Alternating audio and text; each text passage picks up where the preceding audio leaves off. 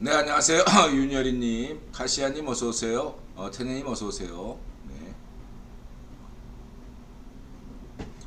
네, 뭐, 오늘도 손님이 없네요. 네, 일찍 시작합니다. 네.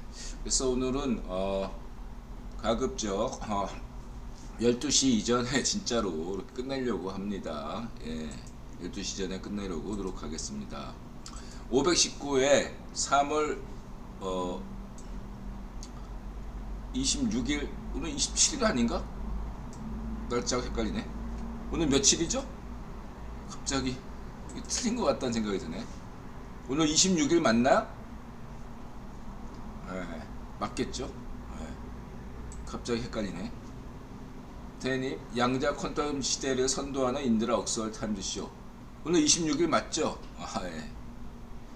갑자기 헷갈렸습니다.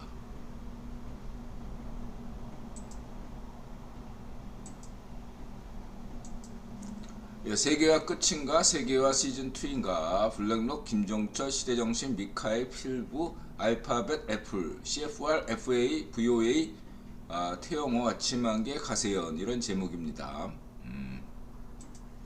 CFR, 스콧 스나이더, 워싱턴 톡, FA, Foreign Affairs, 스미테리, 태영호, 아침한개, 이준석, 가세연, 신인균, 샤를, 추부길, 블랙록, 김종철, 시대정신, 차연론, 미카엘, 퀀텀 네트워크, 필부, 최종현 학술원, 김정상, AI, 인터넷, 구글, 애플, 삼성, LG, 쌍용, 부동산, 이창용, 단태, 자위 파쇼들이 중국 공산당 자금줄 음모론으로 푸틴 옹호하는 이유, 뭐 이렇게 됐습니다.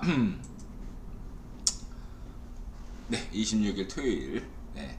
날짜 가는 걸 요즘 이렇게 신경을 안 쓰다 보니까 오늘 며칠인가 하면 헷갈릴 때가 많아요. 이해해 주시고요. 자, 우선 그 오늘 제목인 그 세계 우크라이나 침공이 세계화 끝인가 세계화 시즌 2인가라고 했을 때 인드라는 결론부터 말씀드리면 세계화 끝도 아니고 저희 관점에서 국위본론 관점과 신제국 시대 관점으로 말씀드린다면 세계화 끝도 아니고 세계화 시즌 2도 아니다. 그럼 뭐냐? 세계화 시즌 3다. 예. 그러니까 지금 그 블랙록, 레리 핑크나 아니면 인드라가 뭐 둘 다 좋아하지만 레리 핑크, 블랙록 CEO도 좋아하고 그다음에 세계 최고 한반도 전문가 CFR 선임 연구원 스콧 스나이더도 좋아합니다. 예, 근데 여기서 두 사람의 공통점이 세계화가 끝났다. 그러면서 세계화 시점도 명확하죠. 그러니까 뭐냐면 소련이 붕괴됐을 시점, 예, 빅토 로스차일드가 사망한 시점, 소련이 붕괴한 시점 이후로 30년, 그래서 90년부터 시작한 91년, 92년 이렇게 베를린이 이렇게 통일되고 빅토르 차일드가 죽고 소련이 붕괴된 날부터 세계화가 시작된 기점으로 봐서 30년 이렇게 본다 이거죠. 근데 엄밀하게 인드라가 이제 그런 관점도 이건 이제 경제적인 면을 약간 배제한 상황에서 정치 외교 안보 관점에서의 세계화라고 한다면 그런 어떤 것은 뭐 적절한 표현이라고 개념이라고 볼 수도 있지만 인드라는 정치와 경제를 모두 통합적으로 바라보는 관점에서 이미 세계화는 데이비드 록펠러 국원 황제가 황제로 등극한 1973년부터 시작됐다. 더 엄밀히 얘기하면은 뭐 60년대, 67년대 CFR에서 데이비드 록펠러를 추대하기로 국원 황제로 추대하기로 했던 그 회의서부터 찾아야 되고 뭐 또 71년에 닉슨이 달러, 더 이상 달러와 금을 교환하지 않겠다, 곧바로 지불해주지 않겠다, 뭐 이렇게 선언했던 때부터 잡아도 되고요. 필부님 어서 오세요. 어쨌든 간에 약 20년간에 걸친 20년에 걸친 세계화 시즌 1이 분명히 있었다. 저는 그렇게 보는데, 인들한 지난번에 지난 방송에서 뭐라고 얘기했냐면, 그렇게 따지면은 이미 그렇게 얘기를 한 바 있습니다. 어쨌든 그런 관점에서 본다면 결론적으로 그러면 이 세계화 시즌 3는 어떠한 성격을 가지냐? 세계화가 끝났다라는 건 다시 신냉전 시대로 간다? 그런 의미에서 정치적인 의미가 조금 있는 데서 신냉전을 언급할 수가 있습니다. 70년대도 냉전이 좀 있었잖아요. 그러나 경제적으로는 교류가 있었다는 얘기죠. 단적으로 얘기해서 이런 거죠. 러시아는 의외로 덩치에 비해서 큰 차이가 있어요. 여러분, 러시아와 중국은 현재 큰 차이가 있습니다. 러시아는 공산당 국가가 아니죠. 중국은 공산당 국가입니다. 또 그보다 더 중요한 차이가 뭐냐면은 러시아에 대한 죄송합니다. 러시아에 대한 제재가 있었을 때 각국의 기업들은 자발적으로 러시아에서 빠져나왔어요. 이게 무슨 얘기냐면 그만큼 러시아 경제에 대한 부담이 예상보다 다들 덜하다는 얘기예요. 준비가 돼 있었을 뿐만 아니라 생각보다 러시아 경제 시장에 대한 각국의 부담이 상대적으로 적었기 때문에 일본이든 한국은 굉장히 좀 문전비 때문에 늦었지만 빠르게 대응할 수가 있었던 겁니다. 만일에 중국이 이런 푸틴과 같은 결정을 해서 우크라이나를 침공했다. 중국이 그랬을 때 각국이 지금처럼 빠르게 대응할 수 있겠는가?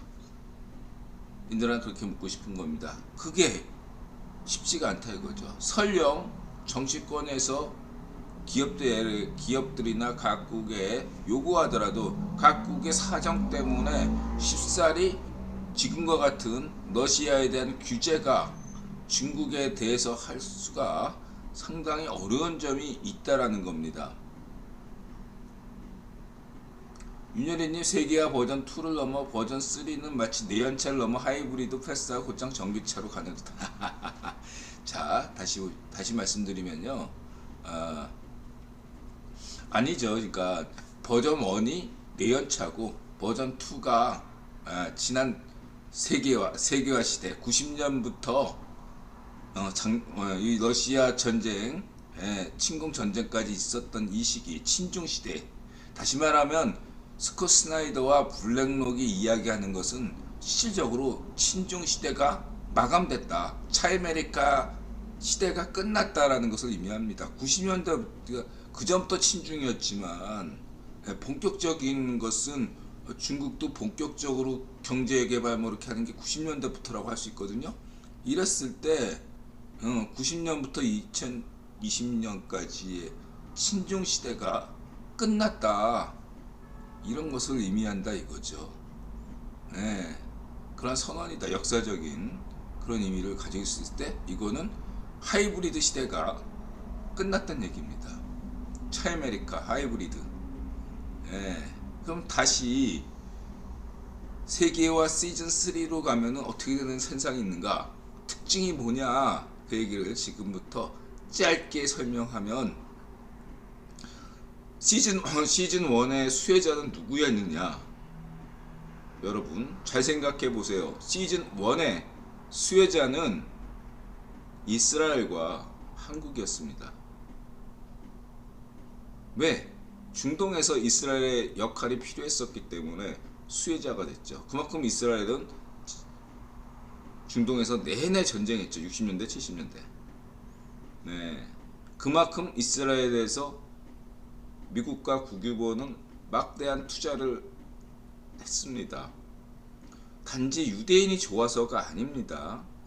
헨리 키신저는 오히려 그러한 유대주의, 시온주의에 대해서 자기가 유대인이면서도 저는 이해할 수 없는 또라이들이다 라고 얘기할 정도예요. 헨리 키신저가 자기 유대인인데 자기 유대주의자 아니라고, 저 이스라엘하고 자기는 상관없다 이렇게 얘기할 정도예요.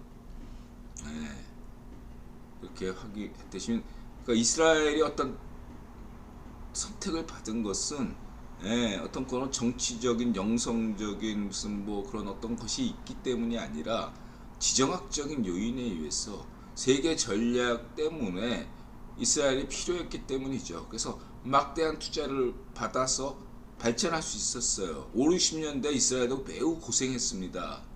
본격적으로 이스라엘도 성장한 것은 70년대부터라고 저는 보고 있는 거죠.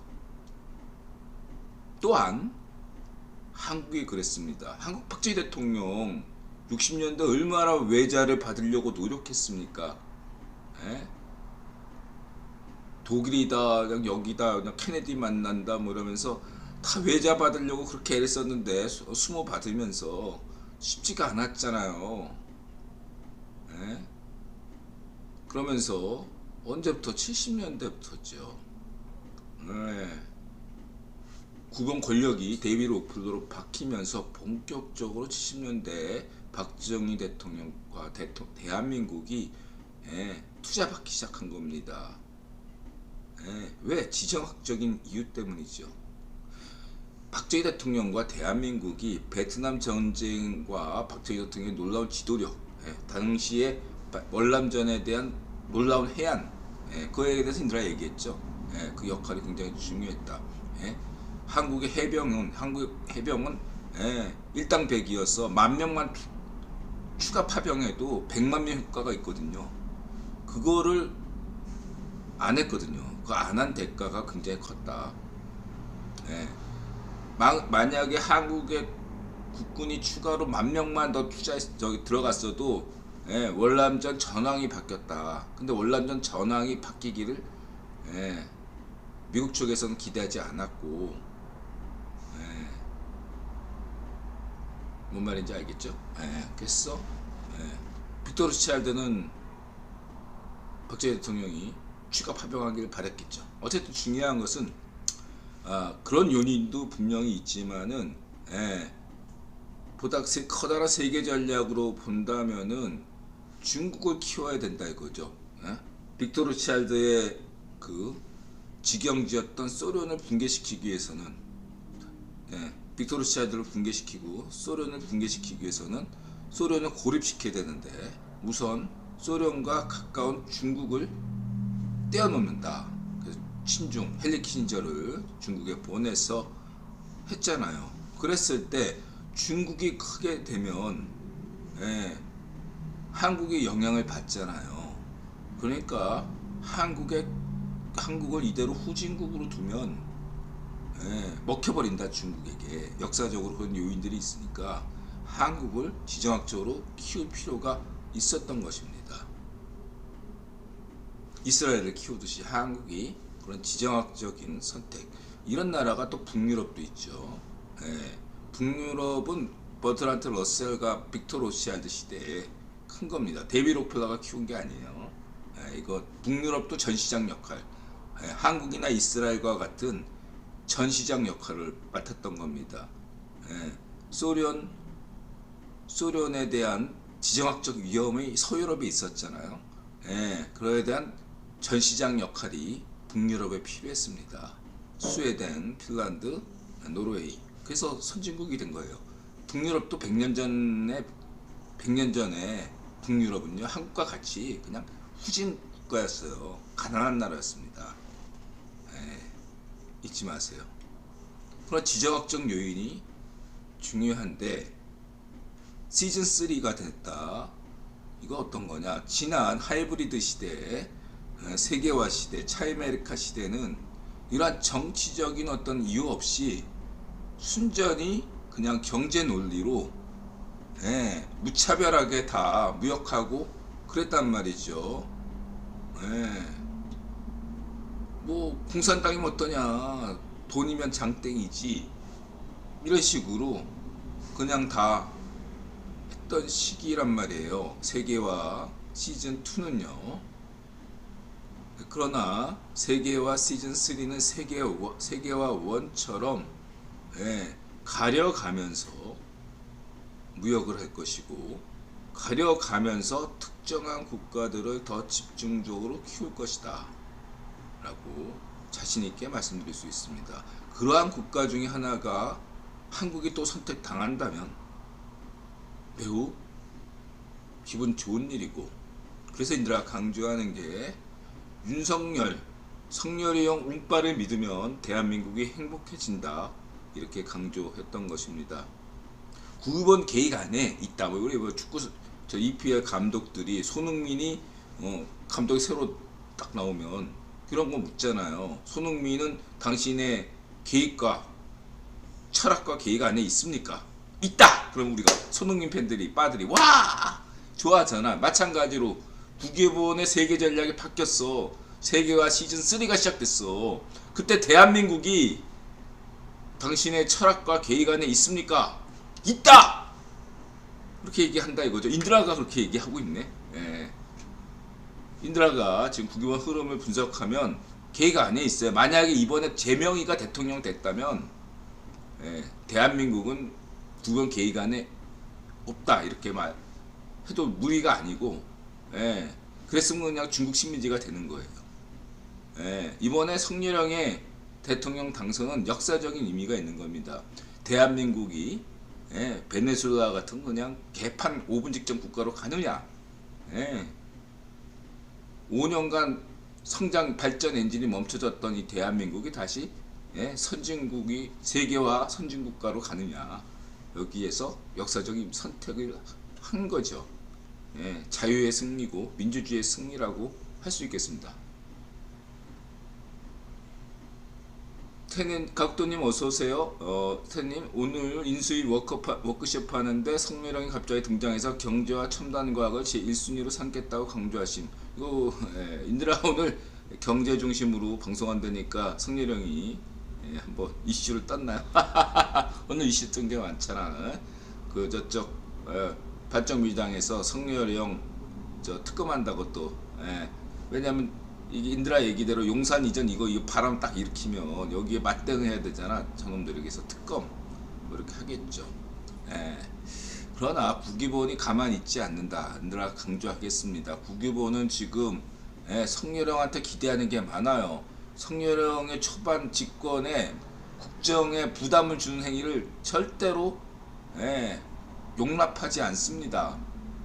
성렬형이 국정을 잘하려면 외교안보에서 구기본과 미국과 손발을 맞추려면 국내 문제가 안정되어야 되잖아요. 국내 문제가 안정되려면 지방선거나 국회의원 선거에서 어느 정도 성과가 나와줘야지 별 부담 없이 성렬형이 보조를 맞추는데, 만약 지방선거나 국회의원 선거에서 국힘당이 저조한 성적을 거두게 되면 어떻게 해야 돼요? 성렬형의 입지가 줄어들면서 그만큼 어떻게 됩니까? 성렬형이 외교 안보 쪽에서도 친북이 되고 친중이 되는 거죠. 어쩔 수 없이.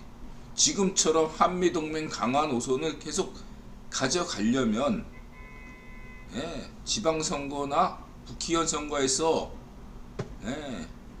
승리를 거둬야 되는 거죠. 이 점을 잊지 마십시오. 대한민국 시민들은 여러분들의 복지와 경제, 세계 평화를 위해서 지방선거와 국회의원 선거에서 어떤 선택을 해야 되는가를 여러분들이 명심해야 됩니다. 파시스트의 편에 설 것인가, 자유인의 편에 설 것인가를 분명하게 깨달으셔야 됩니다. 깨어나야 됩니다, 여러분들이. 이런 점을 말씀드리고요. 아무튼 중요한 것은 시즌3는 특징은 일단은 이 세계화라는 게 뭐죠? 세계화 이전의 시기, 냉전 저쪽에 70년대 이전의 시기, 빅토르 로스차일드의 시대는 어떤 시대였느냐? 제3세계에 투자를 전혀 하지 않았던 시대입니다. 미국과 유럽, 일본 1세계, 2세계는 소련, 거기도 구기본이 투자했죠. 그 세계 외에는 중국도 투자를 안 했어요. 한국은 물론이고.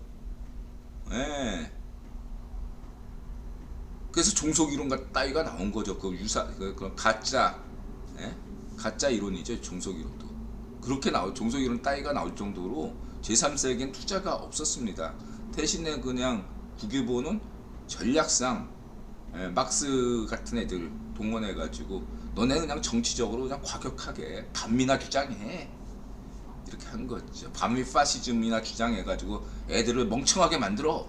오늘날 북한 주민들이나 베네수엘라 주민들이 반미 파시즘으로 무장돼 있다 보니까 애들이 무식해하잖아요.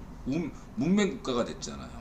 이 반미 파시즘이 득세한 나라에서는 민도가 매우 낮아가지고 사람들이 거의 원시인 수준이에요.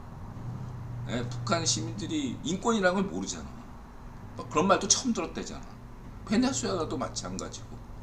반미 파시즘이나 해라. 이렇게 된 거죠. 이렇게 이라고 설명드렸습니다. 근데 이제 세계화가 장점이 뭐냐면 제3세계에 경제 발전을 시켜준다. 이거 투자를 시킨다. 투자. 어디서 받은 돈? 사우디나 이런 데서 달러로 결제한 돈을 은행에 맡기면 이 돈이 이 돈을 바탕으로 해서 투자가 된다 이거예요. 투자가 진행돼. 그 전에는 이 빅토르 스차일드는 간이 콩알만 해가지고 만약에 제3세계에 투자를 하게 되면 제3세계가 경제가 확 커져가지고 유럽을 위협할 것이라고 본 거예요. 그럼 그의 예측은 맞았죠. 왜냐하면 세계화가 1970년대부터 신자유주의 세계화가 진행되면서부터 유럽의 경제 규모가 쪼그라들었으니까.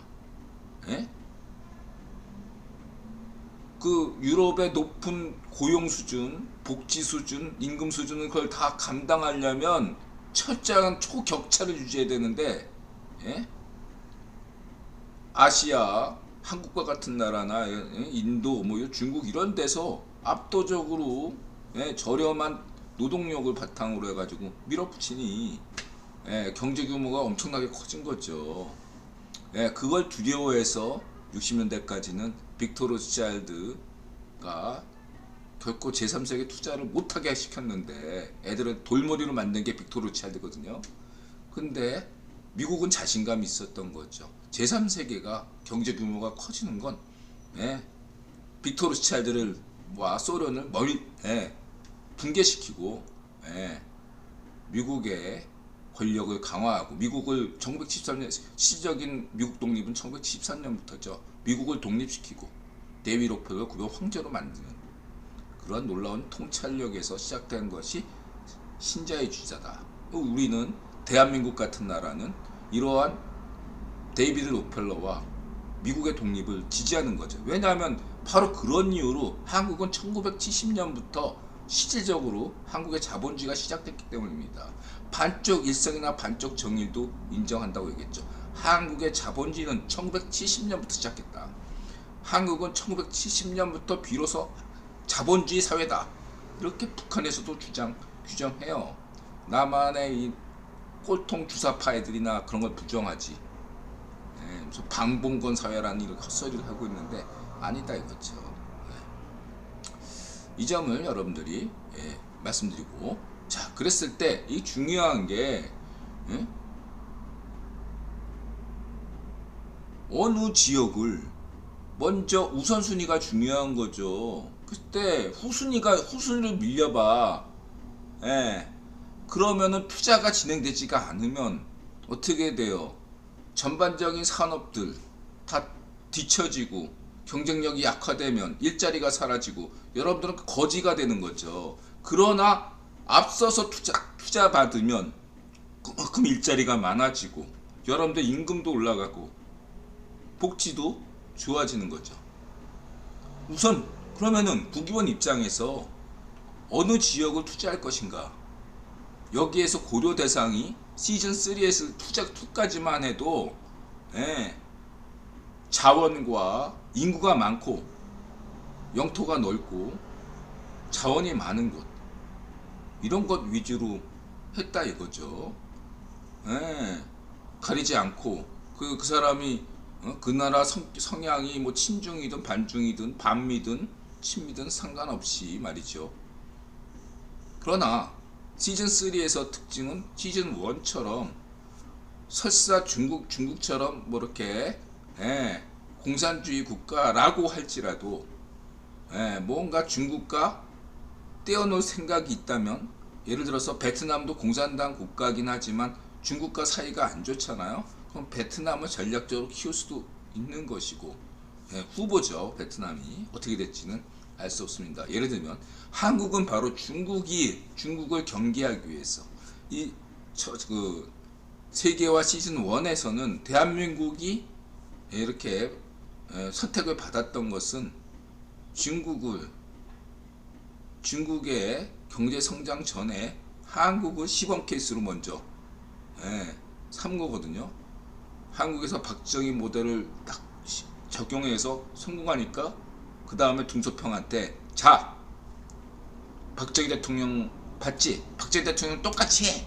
이렇게 둥소평에게 지시한 거예요. 그러니까 이 중국은 큰 나라니까 이 국유보는 작은 나라를 먼저 한국에서 시범을 실시한 거고, 그 다음에 중국에 똑같이 해 이렇게 한 거죠. 물론 박정희 대통령은 놀라운 중화공업 이런 어떤 우원철 경제수석과 함께 한 대단한 것이 있죠. 똑같이 대만이나 중국도 대만과 한국이 선택받았는데, 대만은 경공업 위주로, 한국은 중화공업 위주로 이렇게 된 거죠. 오늘날 중국 둥소평이 선택한 것은 대만의 노선이 아니라 한국의 노선이죠. 이 점을 잊지 마시고요. 일단 이러한 것들에서 시즌 3를 우리는 찾아볼 수가 있다. 특징은 시즌 1에서의 장점, 이때는 중요한 게 선택을 잘해야 된다. 운전비처럼 애매하게 뒤늦게 선택하면 선택을 받지 못한다 이거죠. 두 번째는 스콧 스나이더나 이번에 VOA 유괴소리 방송, 우리 스콧 스나이더는 CFR에서도 이 북핵 문제에 대해서 전면적으로 일면톱으로 좀 다뤄지고 있습니다. 그만큼 인드라가 스콧 스나이더 비중을 높이 평가하는데요. 스콧 스나이더가 오늘 워싱턴포에서 뭐라고 얘기했습니까? 성렬형의 창의성, 대한민국 시민들의 창의성을 기대한다고 이야기하고 있습니다. 단지 이것은 북핵 해법뿐만 아니라 대한민국이 현재 인도태평양 안보에서 핵심적인 지위라는 것을 시사하는 것이다. 이렇게 말씀드릴 수 있겠습니다. 이 역할을 얼마나 잘 해내느냐가 한국 대한민국 경제 발전을 보장한다. 한미동맹 없이 한국 경제 발전 없듯이 한국이 인도태평양 외교 안보에서 어떠한 창의적인 역할을 해내느냐에 따라서 대한민국 경제, 먹거리 이런 것들을 국유본이 아낌없이 던져줄 것이다. 창의성을 주는 만큼 세계 평화에 내놓는 만큼 국유본은 거기에 대한 대가를 분명하게 대한민국과 성렬형 정부에게 줄 것이다. 이렇게 인드라는 정리하겠습니다. 일로이님 어서 오세요. 이게 오늘의 결론이고, 그리고 이제 차이도 있겠죠. 이제 친중 시대가 마감된 거죠. 이거는 계속 강조했어요. 친중 시대 마감됐다. 그건 바이든이나 트럼프의 그런 것이 아니라 국유본의 세계 전략이 바뀌었다고 CFR에서 인드라 강조했습니다. 반중이면서 차이가 있죠. 세계화 시즌 3는 분명히 반중이다. 세계화 1이나 2는 분명히 반중이 아니었다. 친중이었다. 세계화 시즌 1도 2도 친중이었다면 세계화 시즌 3는 반중이다. 그리고 이번에 그 과거 역사적 선례와 지금을 반드시 똑같다고 볼 수는 없어요. 항상 다릅니다. 새로운 세대계에는. 그래서 지난 방송에서 인드라는 1850년, 1880년 그 도금 시대와 1850년도 크림 전쟁을 얘기했지만 그런 것과 유사한 면도 분명히 있고요. 또 그런 면도 있습니다. 중국이 지난 30년 동안 성장한 것은 어떻게 비교할 수 있냐면, 소련이 1917년에 자이파시오 볼셰비키가 정권을 장악한 다음에 한 10년 동안은 어려웠지만, 그 시기를 모택동 시대라고 본다면 1930년부터 스탈린 집권 시기 한 20년 동안 굉장한 성과를 거뒀습니다. 중화공업 발전으로 인해서. 그리고 1930년대 서방 세계가 대공황이 발생해서 어려울 때 소련만큼은 공황이 없었어요. 그런 면으로 더더욱 인기를 얻었죠. 그것은 마치 21세기 때 중국이 그러니까 예를 들면 한국이 97년에 외환위기를 겪고 그다음 2008년에 유럽이 유럽과 미국이 서브프라임 모기지로 금융위기를 겪었을 때 중국은 그다지 타격을 받지 않았습니다. 이러한 점이 마치 1930년대 스탈린 시대와 유사하다. 스탈린을 임명한 것은 누구죠? 국위원이죠. 그렇듯이 이 시진핑을 임명한 것, 등소평과 시진핑을 임명한 것 역시 국위원이고 큰 그림 속에 시진핑이 있다. 이렇게 내가 강조했습니다. 그래서 이런 면들을 생각하면은 유사한 면이 있을 수 있다. 이렇게 말씀드릴 수 있겠습니다. 그 역사적인 것들은 부분적으로 이런 것들을 보시면 점점점 세계화 시즌 3 어떤 그림이 그려진다. 무엇보다도 인드라가 강조하는 것은 향후 2050년 빠르면 2040년 향후 20-30년 뒤에 양자 산업 시대라는 거죠. 인드라가 지난 방송에서 제일 강조한 게 세계화 시즌 3는 향후 20-30년을 준비하는 시작이다. 라고 얘기했습니다. 시즌 2가 끝나고 러시아 전쟁, 침략 전쟁으로 시즌 2가 확실히 끝나고 이제 시즌 3로 달려가는데 이것은 시작인데 어떤 시작이냐? 양자 산업 시대를 준비하는 시기다 이거죠. 양자 산업 시대를 준비하는 시기라는 것은 어떤 거냐면 굉장히 중요한 의미가 있어요. 아주 중요한 의미입니다. 막스의 종말입니다. 막스. 그러니까 그동안에 자본 대 노동력 이런 구도 있잖아요. 이런 구도가 왜 필요했냐면 제조업에 필요했어요. 그렇기 때문에 막스가 로스차일드 친척 아니에요. 그래가지고 이 막스를 활용해서 막스가 자유파시오는 아니에요. 얘는 막스는 레닌이나 트로츠키나 모택동은 자유파시오가 맞는데 막스는 파시스트까지는 아니에요. 그러나 이 좀 약간 인드라 볼 때 막스의 그 이론은 틀렸다고 볼 수가 있는데 인드라 친구라고 생각해요. 저는 막스가. 중요한 것은 이 막스를 활용해 가지고 어떠한 방식을 20세기에 요구했냐면 시온 이정서가 나옴부터 시온 이정서 이전까지 막스는 그냥 극소수만 아는 잊혀진 존재였습니다. 그 막스란 유령을 불러낸 것이 바로 국위본이고 그거를 레닌에게 자유파시오 스토르츠키를 활용해가지고 그렇게 만든 거죠. 그래서 20세기의 파시즘은 가짜면서 시온 이정서 이후의 사건이고요. 국위본이 파리 로스차일드가 레닌과 트로츠키를 키웠다. 자유파시오 인간 도살자 레닌과 트로츠키를 키운 거죠. 그래서 왜 키웠냐 국위본이? 그러면 당대의 국위본 권력 강화를 위해서지만 더 그 경제적인 면만 순수하게 본다면 자본 부분과 노동 부분 두 분야를 모두 장악하기 위해서죠. 그래서 예를 들면 프랑스 공산당, 유럽의 공산당을 보면 영국의 공산당도 마찬가지인데 스탈린의 개처럼 만들었어요. 일부러. 각국의 공산당은 스탈린의 개로 일부러 이렇게 만든 겁니다. 통제하기 위해서죠. 그렇게 안 해버리면 자기 의도하고 벗어날 수 있으니까. 양쪽을 다 가지고 있어야만이 국위원 아니겠어요? 이런 점들이 있다 이거죠. 이거 보면은 부정적인가? 저는 오히려 어떻게 보면 긍정적으로 봅니다. 이걸 무조건 만약에 그러면 로스차일드 의도에서 벗어난 자본과 노동이면 더 좋은 거 아니냐 노동자들에게. 과연 그런가 또 생각을 해보게 돼요. 무질서하게 이렇게 되는 경우에는 제가 볼 때는 좋은 결과를 기대할 수가 없다라는 게 역사적으로 많이 등장했다. 저는 그렇게 보고 있습니다. 그런 면에서 로스차일드가 자본과 노동을 동시에 장악하고 기익하고 통제했다는 것에 대해서 저는 어떻게 보면 긍정적으로 보고 있다라고 말씀드릴 수 있습니다. 그러나 그것은 반드시 한계가 있는 거죠.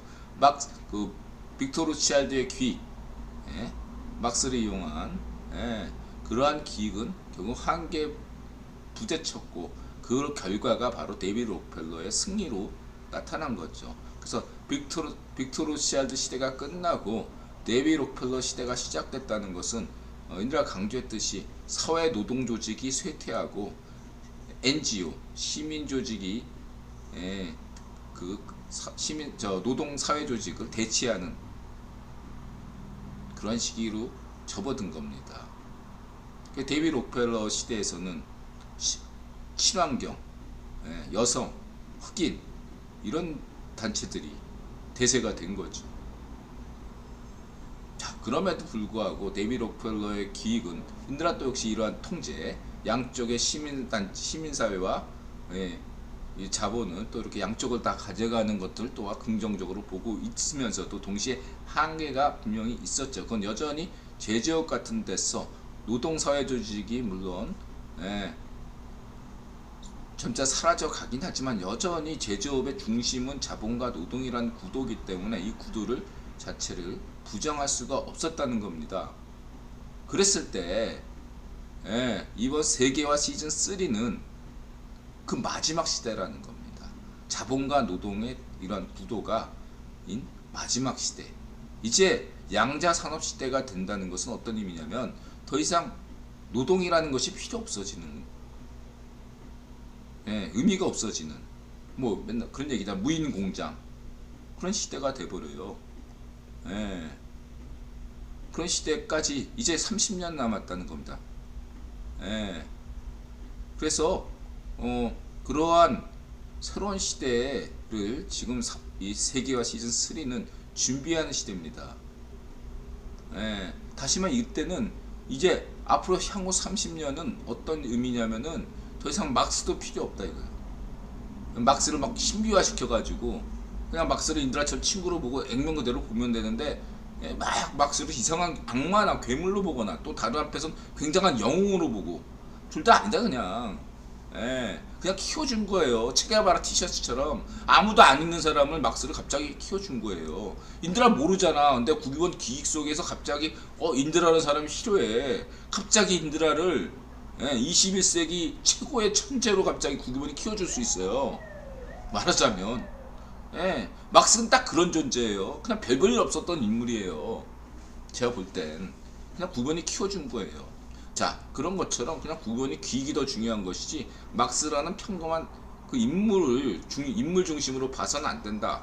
이렇게 말씀드리고 싶습니다. 그래서 국유원의 시즌 3 새로운 기익은 이 무엇이고 거기 속에서 대한민국의 나갈 길 모색하고 이런 것들이 중요하다. 그래서 국유원 기익을 좀 더 우리가 더 잘 이해해야 되고 큰 그림이 무엇인지 잘 분석해야 될 것이고 그 안에서 국유원과 대한민국과 여러분 스스로 개인들 인드라 내 자신 윈윈할 수 있는 방법은 무엇이고 혹시 국유원의 기익 속에서 부분적으로 문제가 있을 때 국유원이 완벽한 신이 아니니까 완벽하지 않죠. 그래서 비판적인 부분들은 비판할 수 있다. 이런 관점을 가지면 좋겠다라는 거죠. 지난 시기에 인드라가 강조했습니다. 좌의 파쇼, 인터넷 좌의 파쇼, 당신들이 가장 위험하고 파시스트고 위험하다.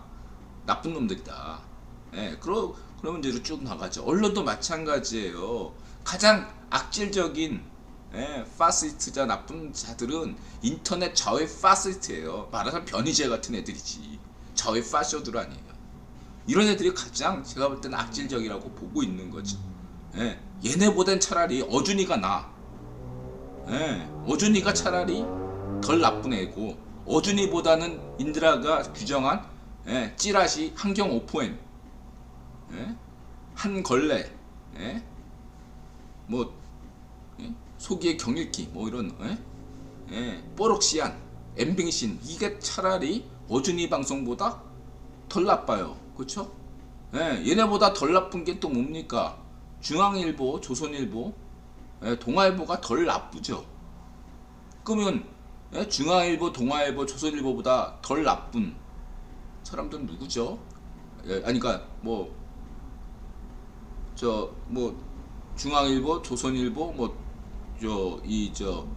동아일보의 또 같은 서열이 연합뉴스, KBS죠. 이런 5개. 예, 중앙일보, 연합, 뭐 KBS 이 5개보다 덜 나쁜 애들이 어디죠? 예, 뉴욕타임즈, 월스트리트저널, 예, 워싱턴 포스트, 블룸버그, 뭐 이런 거죠. 예, 얘네보다 덜 나쁜 애들. 예, 그리고 이러한 뉴욕타임즈보다 덜 나쁜 사람들이 누굽니까? 언론이 CFR이죠. 예, 왜 이런 식으로 찾아요? 그럼 CFR은 어떻게 되냐? 우리가 맹목적으로 CFR을 받아들이냐? 아니죠. 그러한 가장 메인이기 때문에, 예, CFR은 언제나 신중하게 글이 나오고 검증이 가능하다 이거예요. 예, 시장이 크니까 다들 CFR을 보고 있으니까, 예, 돼요. 그러나 예를 들어서, 예, 인드라 같은 사람도 예를 들면 변희재 같은 거 걔가 뭘 했는지는 인드라 관심이 없잖아요. 왜냐면 시장이 자가 무시해도 되니까. 봐봐야 검증이 안 되잖아 걔 글은. 예, 검증해봐야 걔가 그냥 그런 애들을 좌의 파쇼들이야. 예, 뭐 검증한다고 거기에 승복하고 뭐 저기 뭐야 절필한다거나 그럽니까? 안 하잖아 애들. 좌의 파쇼들은 그냥 우기고 말잖아. 예, 검증할 필요도 없어요 애들은. 예, 그냥 다 가짜 뉴스니까. 저는 그렇게 생각해요. 걔네보다는 어준이는 그래도 방송심의위원회에서 계속 경고를 때리잖아. 예, 덜 나쁜 거죠. 그 CFR은, 예? 이러한 소위 막 자기가 대안이라 그냥 틈새 시장 노리는 애들이 CFR 인드라처럼 얘기하면서 공개돼 있으니까 얼마든지, 예, 반론을 펼칠 수 있고 비판이 가능하고, 예, 보다 더 많은 사람들한테 영향을 주니까, 예, 비판 검증 가능하니까 과학적인 거죠. 가장 과학적인, 객관적이다, 믿을 수 있다 라는 거죠. 그렇듯이 인드라가 생각하기에, 응? 대록주, 바이든 형, 응? 성렬이 형, 예, 이런 식인 거죠. 덜 나쁜 사람들이죠. 대록주도 신이 아니니까 아주 착한 사람은 아닐 거라고 생각해요. 그러나, 예, 덜 나쁜 사람이죠. 예, 바이든 형도 덜 나쁜 사람이고 성렬 형도 덜 나쁜 사람이고 그에 비해서, 예, 문전비나 재명이는 더 나쁜 사람이고 그 문전비나 재명이보다 반쪽정은이 더 나쁜 놈이고, 그렇죠? 말하자면 반쪽정은이나 푸틴이. 이런 지난 설명을 드렸습니다. 결국은 다 나쁜 놈들이네요. 신 앞에 다 나쁘죠. 우리는 인간은 죄가 많죠. 안 그래요? 예, 예, 죄가 있다는 건 인간이죠. 예, 죄를 꼭 나쁘게만 또 볼 수는 없지만 인간의 또 숙명 아니겠습니까? 완벽하지 않기 때문에, 강하지 않기 때문에, 약한 존재이기 때문에, 예, 약간 나쁠 수밖에 없는 거죠. 예, 그래서 우리가 어느 정도의 선을, 예, 지켜서 사는 것이 좋은가 이렇게 생각을 하고 있죠. 어차피 다 나쁜 놈들이기 때문에 상관없다 이렇게 생각할 수도 있는 거지만 아니다 그래도, 예, 어쨌든 힘이 닿는 만큼, 예, 예, 생존이 가능하다면 그 안에서 최선을 찾아서, 예, 나쁘지 않게 살아야겠다. 뭐 이런, 그것이 자유의지죠. 예, 어떤 그런 선택을 우리는 하고 있습니다. 자, 이렇게 말씀드리고 싶고요. 이제 시작, 1시간 됐네요. 이제 1시간 동안 나머지 얘기를 하다, 오늘도 아마 경제 얘기 뒷부분 못할 것 같은데, 예, 12시 안에 끝내겠습니다. 자, 예, 이건 이제 차우님 못 봤어요. 장사하시고요. 그 다음에 뭐 제명이 진비한테 닦고 워스리 타이밍 윤열이님, 이라크가 이란과 한국의 승리에 열광하는 이유가 이렇게, 예, 이라크가 현재 4위인데, 예, 다음에 대한민국이 싸우는 상대가 아랍에미리트예요. 그러니까 대한민국이 아랍에미리트를 이기고, 예, 이란이 레바논을 이기면, 예, 이라크는 시리아하고 붙거든요. 그럼 이라크가 조 3위가 돼서 플레이오프에 나갈 수가 있어요. 이해가 되셨죠? 예, 이런 면도 있다, 실적인. 예, 그리고 이라크와 이란이 또 사이가 안 좋아요, 여러분. 같은 시아파가 많은 국가긴 하지만, 이라크는 아랍의 자존심은, 예, 아랍의 자존심, 아랍인의 자존심은 수메르잖아요. 수메르의 자존심, 아랍의 자존심은 이라크고, 저쪽 이란은 페르시아의 자존심이죠. 엄밀하게 해서 이란은 아랍인이 아니죠. 이해 참고하시고요. 자, 그 다음에 이란이 이렇게 한국에 져줬나요? 타라미 차추 그런 얘기도 이란 애들이 한국에 져줬어 막 이렇게 사우디가 중국에게 일부러 비겨줬다 뭐 이런 소리 할 정도로 이란 핵합의 그래서 이란 핵파 이렇게 미국이 확정된 거 없다라고 하는데 일부 이란에서는 핵합의가 거의 됐다라는 얘기는 저 경우 저런 경우는 이란 입장이 더 이렇게 좀 이 좋은 소식이니까 이란이 저렇게 얘기하는 겁니다. 그럼 미국은 저 확정된 거 없다 이렇게 얘기하는 건 마치 성렬령이 당선되고 코드 어쩌고 우리 막 얘기했잖아. 인드라 견해 받아서 성렬령이 코드가 막 그러는데 미국에서 확정된 거 없습니다. 이렇게 얘기하는 거 똑같은 거예요. 이게 지금 이란 핵합의가 임박했다 이렇게 보시면 됩니다. 제가 볼 땐 그래요. 이렇게 보시면 되고 그래서 인드라가 이란에 대해서 여러분들이 인드라가 제안했죠. 물론 이란과 북한이 같은 악의 축이긴 하지만 이란 문제에 대해서 여러분들이 유들이 유연성을 가져야 된다 이렇게 강조드린 바 있습니다. 그다음에 손흥민이 이렇게 입단한 다음에 이 순위가 사실 인드라가 한 5년 7년 동안 뭐 20년 동안 EPL 봤지만 근래 이 순위가 인드라한테 눈에 익은 거 보니까 이게 손흥민 시대의 어떤 EPL 순위구나 라는 생각이 듭니다. 물론 여기 레스터가 이겼죠. 우승했죠. 자 그렇게 말씀드리시고 그 다음에 이태리 2번 연속 이거 제가 못 봤어요. 어제 이거에 대해서 잠깐 얘기하면 인드라가 10년 전에 20년 전에 이제 축구 붉은 악마 이론가로서 이게 딱 딱 보니까 하나 음모론이죠. 축구 경기를 져야 A매치에서 경기를 져야 경제가 산다 이런 가설을 했는데 그 다음부터 인드라가 별로 주장을 안 하는 이유가 뭐냐면 안 맞아 이거. 그래서 이 가설을 저는 폐기했는데 이제 예전에 인드라가 하도 이걸 강하게 주장하니까 그분들 잊지 않고 이렇게 이번에 이제 이태리가 떨어졌으니까 이태리 경제가 대박 나는 거 아니냐. 이태리인데 유로대에서 우승했잖아요. 뭐 그래서 저는 뭐 이렇게 그리고 중요한 게 지금 지난 3개대 2018년, 2014년, 그다음에 2010년 이렇게 세 번의 월드컵 때 우승하거나 최소한 4강 안에 든 국가들 중에서 딱히 경제 위기가 발생한 나라가 없어요. 그러니까 설사 이번에 손흥민 국가대표 한국팀이 4강에 갈지라도 4강에 가기 어렵다고 보지만 가더라도 경제 위기는 발생하지 않는다 이렇게 생각하셔도 되겠습니다. 자 이렇게 말씀드리고요. 물밑 협상 성공.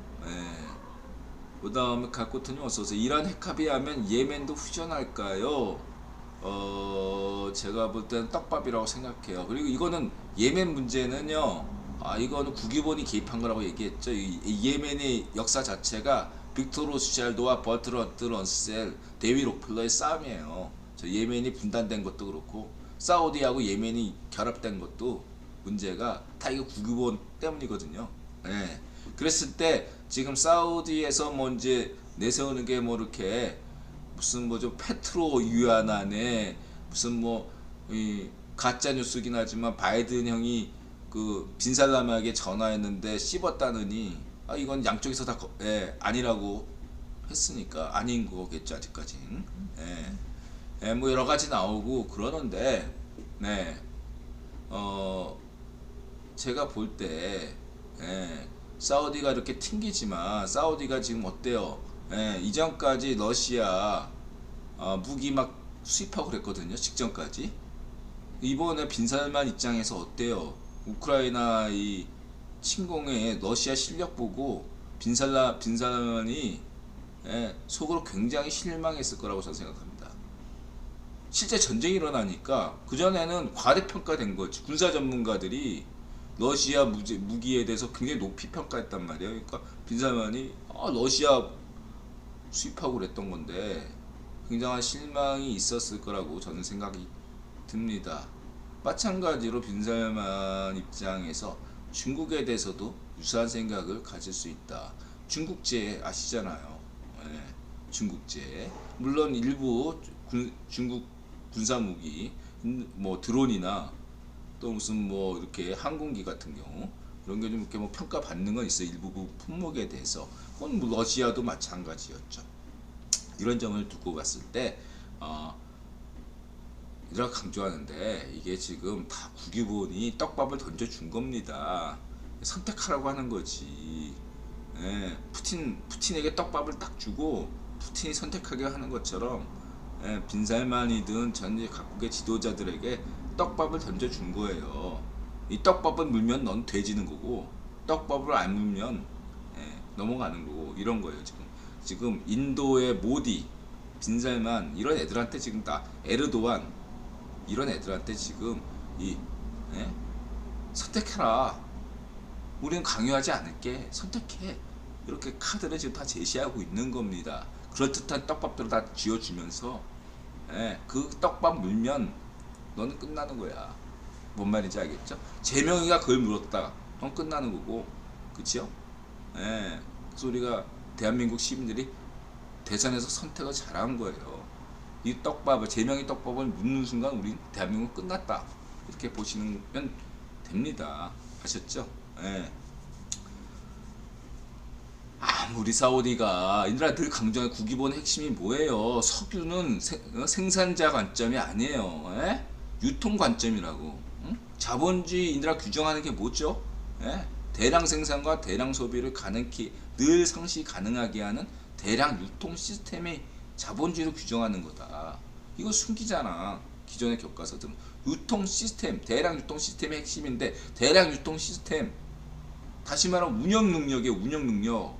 석유를 가지고 있어. 베네수엘라, 러시아, 쩔쩔매잖아. 사우디나. 그 운영은 뭐야? 국기본이 하고 있는 거죠. 너네는 돈 가지고 저 뭐 맨시티나 투자해. 저 EPL 뉴캐슬이나 투자하고 전 세계 석유 생산부에서 유통가 판매까지는 우리가 다 할게.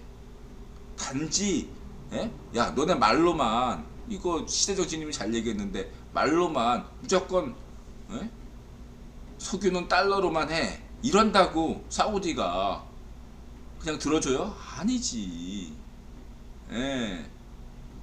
그렇게 그냥 단순히 협박한다고 그 화폐가 기초통화되고 이런 거 아니잖아요. 그만큼 필요한 거야. 이런 국유본 없이는 석유가 제대로 판매되지를 않는다 이거야. 제값 받고 생산도 어렵고 판매도 어려워. 베네수엘라 봐요. 푸틴을 보고 핵심은 대량 유통 시스템이다. 그 사우디가 이러는 것도 하나의 떡밥이다 이거예요. 이렇게 보시면 됩니다. 괜히 그거 가지고 빈살만이 뭐 메콩 C8한테 페트로 위아나 제안했대요. 이거 중국이 제안한 게 아니라 사우디가 제안했다는 거에 저는 여기에 뭔가 관계가 있다고 생각해요. 이거 빈살만이 국유본한테 지시받아가지고 물론 빈살만의 최측근도 국유본 인물이에요. 빈살만이 뭐 그쪽으로 머리가 돌지는 않을 거 아니야. 항상 까다피 옆에 최측근, 푸틴의 최측근, 반쪽 정권의 최측근은 항상 국유본 인물이에요.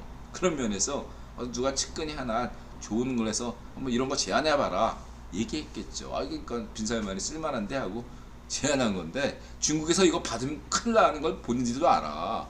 페트로 위아나 둘 다 죽어. 사우디도 죽고 중국도 죽어요. 이건 결코 일어날 수가 없는 건수다 이렇게 보시면 되는데 이거 떡밥 물면 여러분들은 큰일 나는 거예요. 자 그렇게 말씀드리겠습니다. 그래서 이 문제하고 예멘 문제와 같이 생각하면 예멘 문제는 그렇게 쉽게 풀리는 문제가 아니에요. 사우디 문제도 그렇게 쉽게 풀리는 건 아닌데, 예, 지금 사우디와 미국의 관계가 좀 좋아질 거다, 개선된다. 이란 핵 합의가 된다고 해서 미국과 이란의 사이가 뭐 갑자기 아주 좋아지는 게 아니거든요. 예, 그냥 풀어져. 항상 이게 북한과 한국의 관계도 그렇듯이 항상 긴장이 풀어졌다, 당겼다 조여졌다, 당겼다 조여졌다 하면서 큰 흐름을 보면 간다 이거죠. 그런 흐름으로 보시면 되겠습니다. 힘들어 강조했잖아. 북핵은 누구 거다? 구경 거다. 계기 때니까 북핵은. 북핵은 시작은 북핵이지만 어디 가요? 독일 핵무장까지 간다고 얘들아 강조했죠. 독일 핵무장까지 가는 프로그램이 북핵이에요, 여러분. 이렇게 이해하시면 되고요. 자, 그리고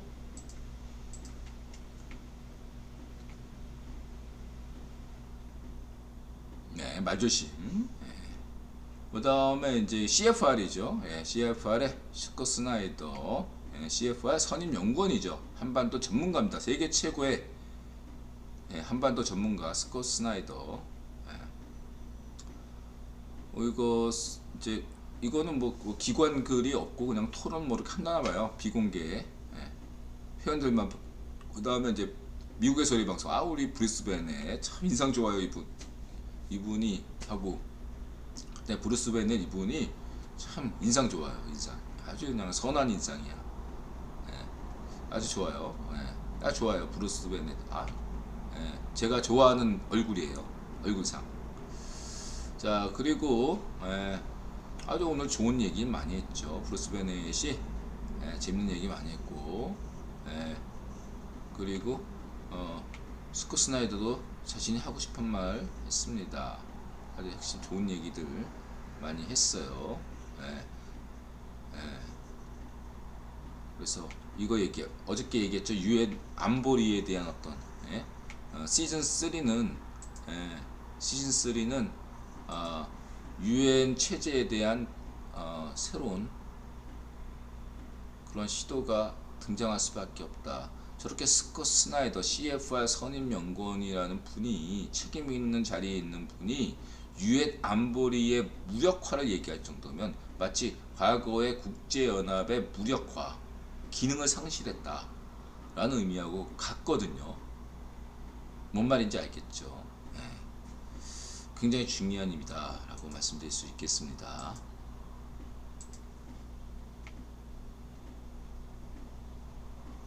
그래서 30년 동안 경험해 본 적이 없다. 그래서 새로운 접근법, 창의성이 필요하고, 그것이 한국 지도부 교체는 한국의 새로운 팀이 새로운 아이디어를 가져온다는 기회가 됩니다. 바로 이거죠. CFR과 Foreign Affairs, Foreign Policy, VOA 이런 데서 점퍼 일치 단결해서 한마음 한뜻으로 초당적으로 이렇게 성렬형을 지지했다. 물론 타임지 같은 애들도 있죠. 그래서 성렬형이 거부한 거고 신경 쓰지 않아도 됩니다. 다만 이제 성렬형이 대통령 된 다음에는 홍보에도 신경 써서 외신들과 관계를 잘 하셔야 됩니다. 홍보비를 아끼지 마세요. 이렇게 말씀드리고 싶고요. 그 다음에 이제 어시턴톡 항상 꼭 구독, 좋아요, 알림 하세요. 아주 좋습니다. 그 다음에 북한의 핵 기회주의, 반쪽 정은이 우크라이나 위기를 이용한 이유, 스미테리 인드라가 몇 번 워싱턴톡에서 자주 대담에 나왔던 분이죠. 스미테리 이름 기억하시고요. 윤 장관은 뭐 이렇게 항상 번역하면 이렇게 나오는데 그냥 윤 당선인, 성렬형은 문좀비보다 바이든 대통령과 더 가까워질 것으로 보인다. 성렬형은 트럼프와 반쪽 정은과의 정상회담 이후 축소된 대규모 한미연합 군사훈련을 복원하는 것을 선호한다. 그래서 반쪽 정은이 4.15보다 더 일찍 이렇게 일찍 그 ICBM을 쏘아 올린 것은 4월달에 예정된 한미연합훈련에 대해서 그때는 그거는 성렬형의 책임이 아니잖아요. 문전비의 책임이기 때문에 마지막으로 문전비에 대한 압박을 행사할 것을 하기 위해서 뭐 부수적인 목표죠. 단기 목표는 이렇게 마지막 한 달 남은 문전비에 집을 짜기 위해서 미리 앞당겨서 실시한 거고 장기적인 계획이야. 이제 스커스나이더가 얘기한 대로죠. 북핵 프로그램. 더 장기적인 건 인드라가 얘기했듯이 독일 핵무장까지 가는 큰 그림이 있는 것이고요. 이렇게 보시면 되겠습니다. 그래서 문전비가 마지막까지 헛발질하다 갈 거다라는 거죠.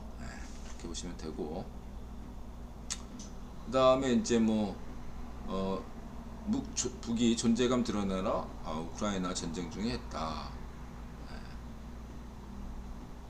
그리고 이제 반쪽 정은이 이렇게 특별하게 비디오를 제작해서 만들었죠. 근데 저 반쪽 정은 나이 때가 제가 생각에 가장 드라마 같은 거에, 영화나 드라마에 가장 열광할 때 나이가 저 나이에요. 저 나이 지나면 영화 보는 게 약간씩 시들해집니다. 인드라 생각이나 여기 주변 지인들 보면 딱 저 30대 후반까지 넉넉하게 잡아서 40대 초반까지도 영화에 관심이 있다가 그 이후로 40 넘어서부터 급격하게 꺾여요. 관심도가. 아무튼 간에 저렇게 하는 것은 그만큼 반쪽 정은이 필요해서 저렇게 한 거죠. 국유본이 지시했을 거라고 봅니다. 저는 아침 한개가 좋은 의견을 줬어요. 여기에 대해서 자세히 분석했고요. 이런 어떤 분석력은 현재 아침 한개가 좋은 것 같고요. 다만 이제 아침 한개가 가짜 정은, 가짜 반쪽 정은론의 약간 기운 분이어서 저 서명이 좀 다른 것 같다라고 했는데, 요거에 대해서는 인드라가 김기선 누님쪽 견해, 이 가계무사론에 대해서는 인드라가 소수설로 완전히 부정하진 않습니다. 인드라도. 그러나 그 가능성은 좀 낮게 본다. 아직까지 김기선 누님 견해를 지지한다. 이제 그런 것들은 감안하고 앙침한 게 그 대북 관련 소식을 접하시면 되겠습니다.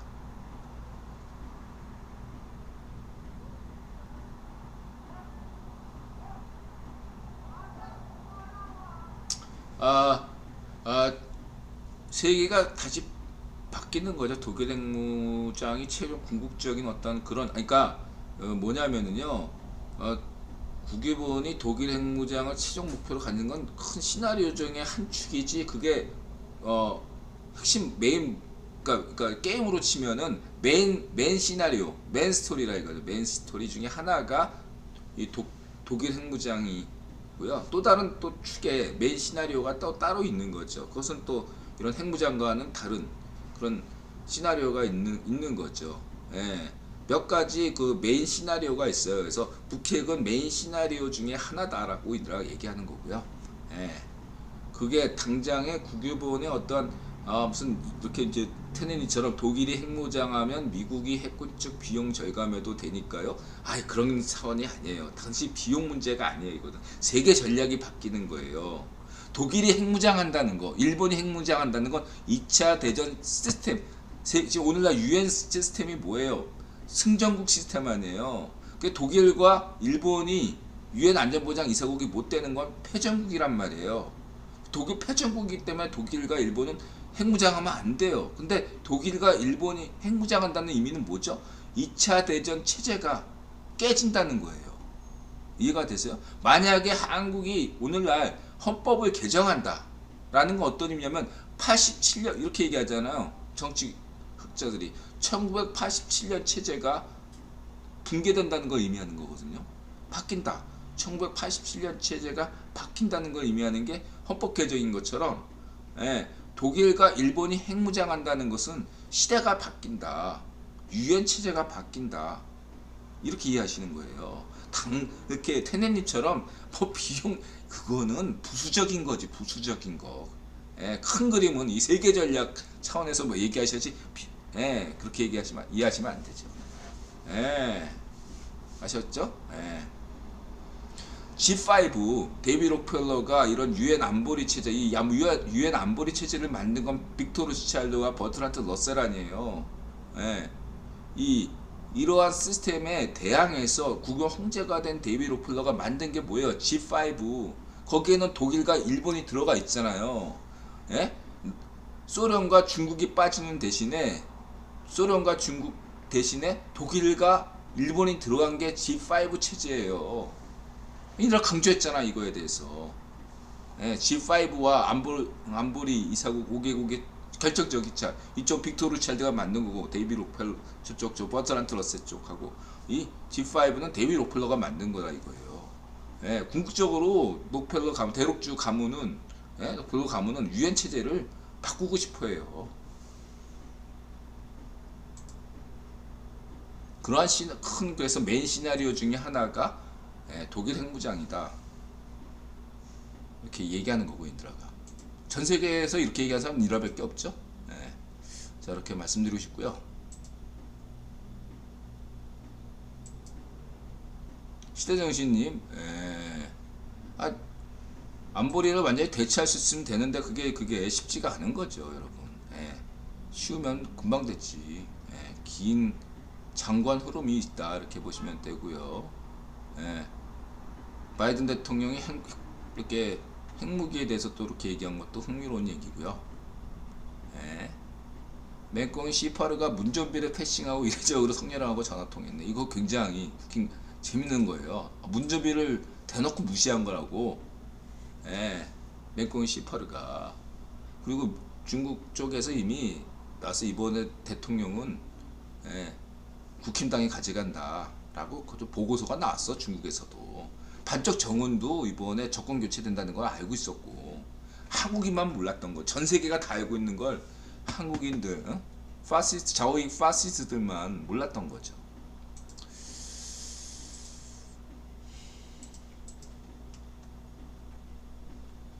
무난 인사 드렸다 이렇게 보시면 돼요. 시진핑이 맹꽁이 시파르가 성렬형 눈치를 본 거죠. 막말로 맹꽁이 시파르 입장에서 성렬형이 무섭겠습니까? 성렬형 뒤에 있는 국유본이 무섭고 바이든 형이 무서운 거죠. 이런 걸 아셔야 된다. 다음에 이제 이렇게 뭐 맹꽁이 시파르가 반쪽 정원이 쇼하니까 반쪽 정원이 병원에 누워 있으면서 드라마 많이 봤네요. 이거 참 재밌게 만들었어요. 그래도 칭찬할 건 칭찬해야지. 이런 장면이 그동안에 뭐 반쪽 정원이 여성들에게 둘러싸여가지고 막 이러한 장면들보다 훨씬 더 좀 더 진일보했다. 이런 어떤 이미지 면에서 이렇게 병사들하고 같이 이렇게 다 어깨를 나란히 하면서 격이 없이 이렇게 가는 거. 그 전에는 막 그냥 이런 거였다면 이번에는 뭔가 덜 권위적인 모습을 보여준 면에서 반쪽 정원이가 저는 제가 볼 때 이 비디오를 저는 세계인들이 다 같이 볼 거 아니에요? 세계인들은 인드라처럼 생각할 거야. 반쪽 정원이 이거 재밌는 놈이네 이렇게 생각할 수 있는데, 문제는 이 영상이 만약에 이 영상이 과연 얘네들이 그거 선택하거든요. 국제용이 있고 국내용이 있고, 국내나 국제를 다 보는. 이 국내용으로 되면 이거 제가 볼 때 이거 이 만약에 북한의 시민들에게도 만약에 이거를 보여준다면 약간 충격을 받을 수도 있다. 북한 시민들이. 그런 생각도 합니다. 왜냐하면 예를 들면 옛날에 임수경이가 북한에 갔을 때 막 청바지 입고 막 그러고 있는데 그때 얘네들이 그걸 모르고 북한 시민들에게 보여줬더니 다들 그냥 전혀 색다른 반응들, 전혀 생각지 못한 반응들이 나왔대잖아요. 그걸 김기선 누님이 얘기했거든요. 아니 저기 남쪽의 처녀가 저렇게 자신 있게 얘기하고 청바지 입고 아주 옷도 잘 입고 맨날 그 전까지만 해도 대한민국은 못 살고 막 그랬는데 북한은 여성 인권이 없잖아요. 근데 저렇게 여자애가 할 말 다 하고 이랬다 이거야. 충격을 먹었대 북한에서. 그런 것처럼 저는 반쪽 정원이 이게 국내용으로 만약에 이거 해주면 제 생각에 지금 반쪽 정원의 그 반쪽 일성의 이 파시오 주체 사상, 이거 충격 먹을 수 있어요. 왜냐면 이 주체 사상이라는 게 일왕제를 베낀 거거든요. 국유본이 이렇게 만들어준 거잖아요. 국군한테. 저 일본 애들 시켜서 만들어준 게 반쪽 일성 주체 사상이거든요.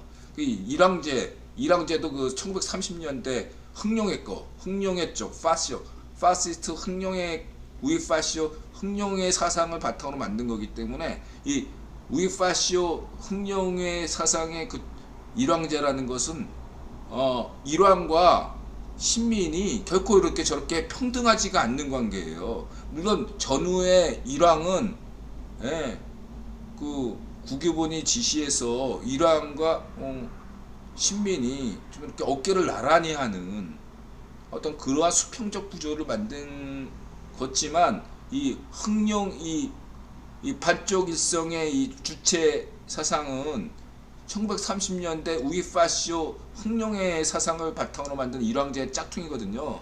그래서 그거는 절대적으로 그 반쪽 일성 가문이 신인데 저렇게 어깨를 나란히 한다. 우리 관점에서는 뭐 당연히 저런 게 좋아 보이고 그냥 상식적이고 이해가 되는 거지만 북한 시민들에겐 충격을 먹을 수도 있다. 우리가 전혀 생각도 못하게 이렇게 말씀드릴 수 있겠습니다. 박정희 대통령 패러디가 대세예요. 국제 경제는 시대정신님이 쉽게 써주신다면 국제정세 쉽게 써주실 분이 있으면 좋겠네요. 이렇게 또 얘기해 주셨네요. 자, 이렇게 말씀드리고요. 가겠습니다. 아무튼 이런 거는 근데 그 버추얼로기 관점, 인드라의 버추얼로기 문화론적 관점에서는 잘 만들었다. 저는 이렇게 봅니다. 상당히 신경 써서 만들었다.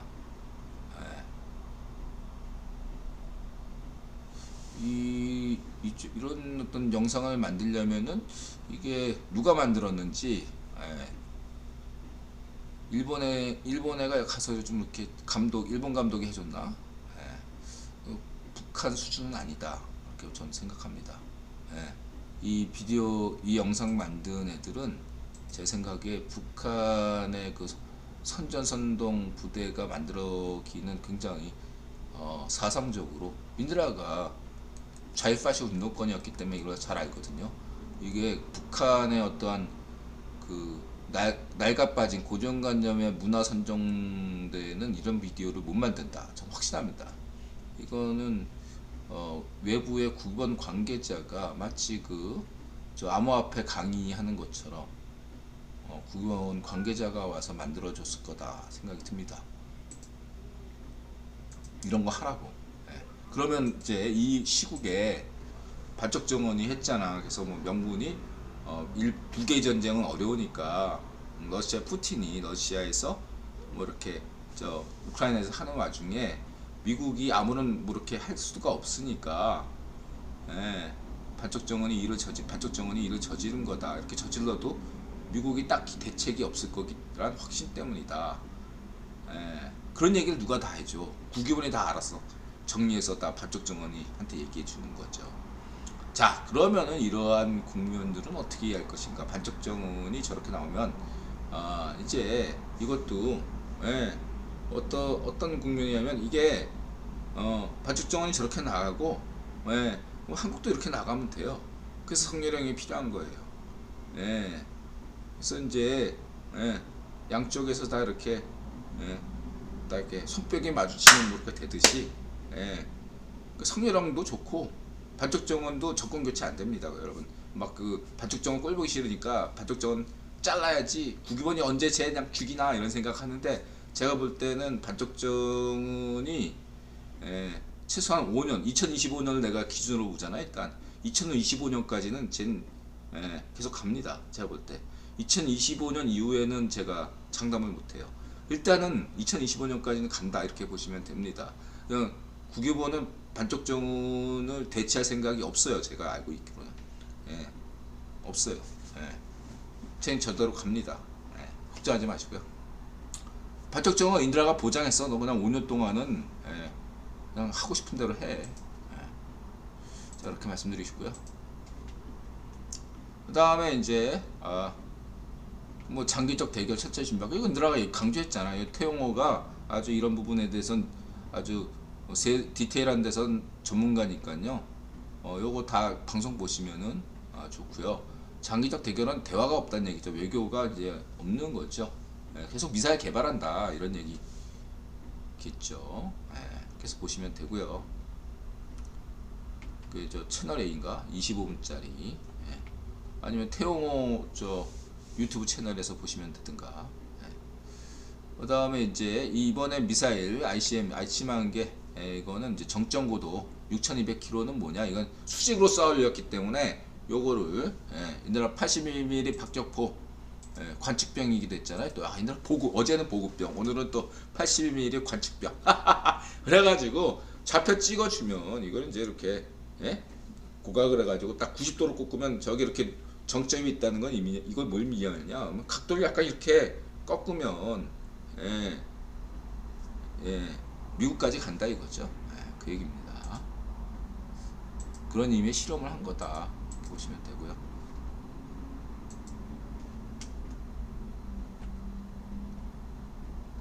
아침한개. 그 다음에 준석이 천안함 46구 경사 추모 행사 옳은 소리. 준석이 잘하고 있어. 열심히 해. 그 다음에 강효석도 잘하고 있고, 이근대의 패러디. 이근대이는 우크라이나에 있는 건가 폴란드에 있는 건가 계속 이렇게 문제 제기하고 있네요. 강용석 열심히 하고 있고, 가세현 오늘 실수했는데 인드라가 나 변희재 신경 쓰고 싶지 않아요. 저는 변희재가 뭐라든 관심이 없어요. 저는 미워하지도 않고 싫어하지도 않고 그냥 알아서요. 나는 그냥 저한테 변희재는 아무런 의미가 없어요. 진짜로 알고 싶지도 않아. 근데 이제 종이TV가 이제 언급을 하니까 한마디는 해야겠다 생각돼서 그런 거죠. 그래서 변희재, 곽상도, 50억 클럽 곽상도, 그 다음에 뭐 반쪽 근령,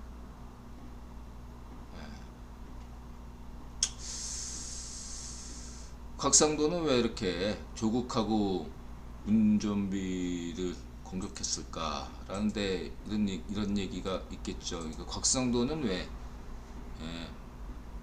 제명의 돈을 받았다면, 그 50억이 제명의 돈이라면 그 돈을 받고 왜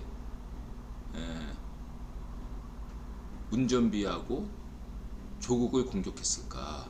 여기에 대해서는 이제 김용호 대기자가 재밌게 얘기했죠. 그래서 저는 관심이 없다, 변희재에 대해서. 걔가 뭐라든 그 대한의사협회 있잖아. 요즘 인드라가 대한의사, 잭 선생은 얘기해도 대한의사협회에 대해서는 아무런 언급이 없잖아요. 제가 대한의사협회 요즘 뭐하고 있죠? 그 변희재 후원했던 대한의사협회가 요즘 뭐하고 있습니까? 자, 관심이 없어요. 저는 뭐라든. 가세현은 관심 있어요. 가세현은 관심 있고 관심 없습니다.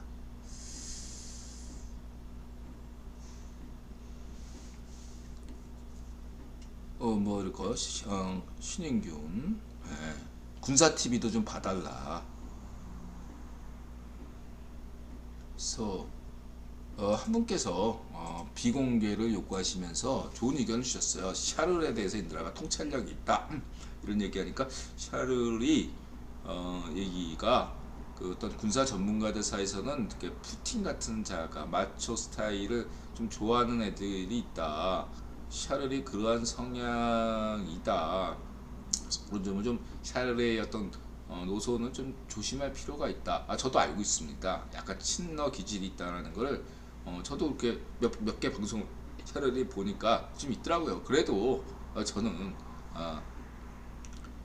여러분들이나 인드라나 그 정도의 소화 능력. 그렇지만 뭐 푸틴을 좋아한다 약간 한다고 그랬어. 그렇게 위험한 스타일까지는 아니더라고요. 위험한 스타일도 있거든요. 그런 경우는 멀리해야 되는데 샤를이 그 정도까지는 아니다라고 생각하고요.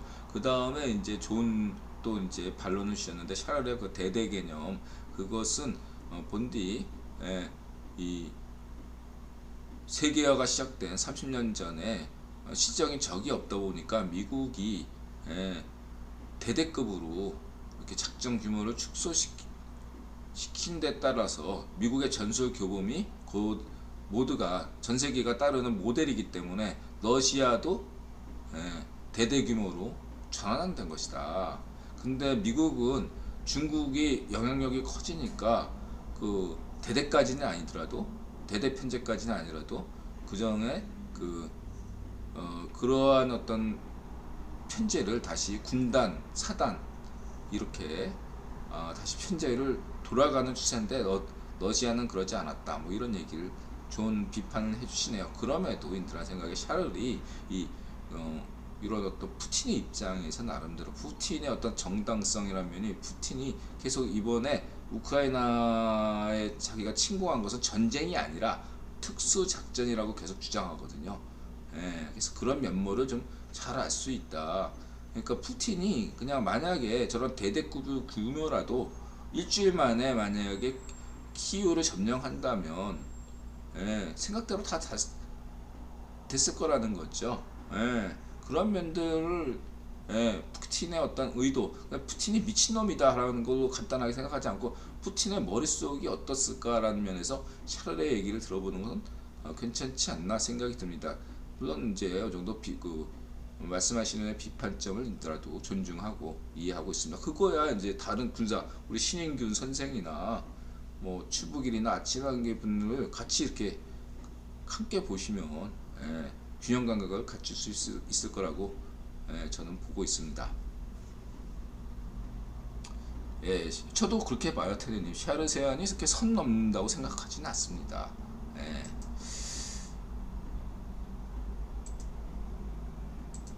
그래서 오히려 좋죠. 약간 푸틴 입장에서는 어떨까 하고 볼 수 있으니까 나쁘지 않다. 물론 신인균 선생도 좋고요. 전 그렇게 보고 있습니다. 자, 그리고 이제 추북의 선생도 그러니까 보니까 추북의 선생이나 신인균 선생이나 샤랄도 이제 인드라 방송을 약간 의식할 수도 있다고 생각해요. 어쨌든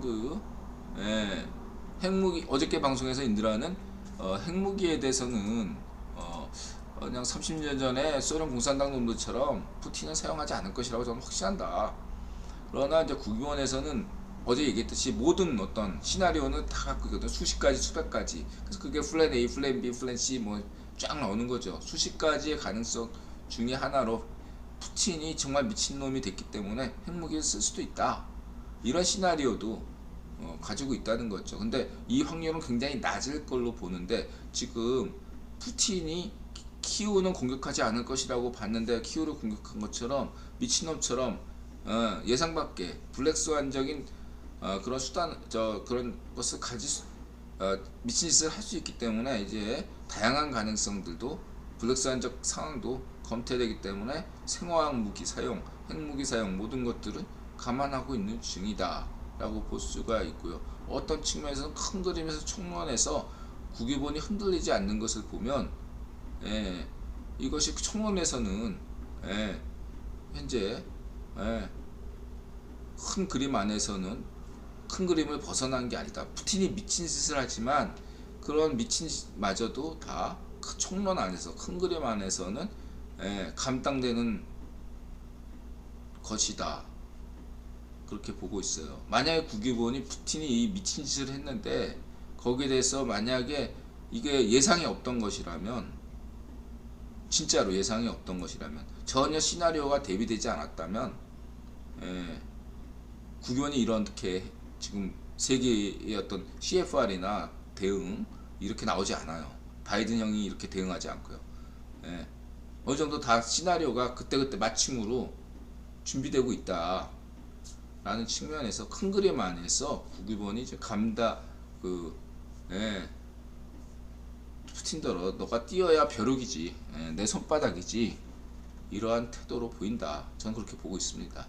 그래서 저는 그런 의미에서 국유본이 지금 핵전쟁을 일으킬 이유가 없다고 보기 때문에, 푸틴이 아무리 미친놈이라도 국유본이 핵전쟁을 일으킬 이유가 없다고 저는 보기 때문에 푸틴은 결국 핵을 사용할 수가 없다 이렇게 보는 겁니다. 네. 만약에 국유본이 막 당황하고 뭔가 이렇게 CFR에서 혼동스럽게 만약에 나타난다면 그건 지금 통제 가능한 상황이 아니라고 보기 때문에 예, 저는 불안할 텐데, 냉정하게 얘기해서 발적 정훈이 ICM 발사하건 푸틴이 지금 핵 가지고 무슨 헛소리 떠들든 저는 그렇게 무섭지가 않아요. 뭔 말인지 알겠죠? CFR이 아주 담담하게 지금 다 반응을 전달하고 있기 때문에 그렇습니다. 아무리 반쪽 정원이 미친놈이고 푸틴이 미친놈이라도 저희 통제 가능한 수준이기 때문에 이렇게 보고 있는 겁니다. 이해가 되셨죠? 이제 한편에는 핵무기를 쓸 수도 있다, 실전적 위협에 해서. 이건 뭐 논란이 있으니까 포렌플래시 연구소의 어떤 그런 주장도 있더라 충분히 이해되는데 이렇다 이거죠. 이렇게 볼 수 있고요. 그 다음에 뭐 타웹바 상호가 또 우리 노스님께서 박상호 저 관심 없어요. 자, 그리고 여기서 이렇게 연설을 푸틴이 국내에서 이렇게 연설하는 것을 잘 들어보시면, 우크라이나가 러시아가 하나다, 우크라이나 민족은 우크라이나 정교에서 왔다, 로마 카톨릭 서부와 남부의 카자 그리고 우크라이나 정교 이런 것들의 결합물이 우크라이나 근대 민족 형성한 어떤 문화적 기원 중에 하나거든요. 그래서 이렇게 설명했으니까 넘어가겠습니다. 그리고 이렇게 푸틴의 돈줄 유대인 올리가르히 숨은 전쟁, 이런 음모론이요, 인도라 세계 최고 음모론이자 음모론 감별사로서 가장 저급한 음모론이에요. 아무런 관련 없이 다 유대인으로 엮어가지고 뭐 이렇게. 그러면 올리가르하고 푸틴하고 막 싸우고 그랬던 건 뭘로 설명할 거야? 다 개별적으로 봐야 돼요. 이브라모비치와 푸틴의 관계가 다르듯이 다 다르게 봐야 돼요. 그래서 이런 어떤 음모론은 내가 볼 때 굉장히 저급하다, 안보니만도 못하다 이렇게 말씀드리고 싶고, 아무튼 간에 젤렌스키가 유대인이다 그런 것과 뭐 이렇게 그런 것처럼 이렇게 단편적으로 이렇게 딱 지적하고 넘어가잖아. 뭔가 다 그냥 그럼 구체적으로 이렇게 인드라는 다 얘기를 하잖아요. 그게 관계가 어떤 관계고 그게 구체적으로 어떻게 그 대립 관계가 생성되는 거, 그런 얘기 없이 그냥 다 그냥 엮여 있다. 그 한마디면 뭐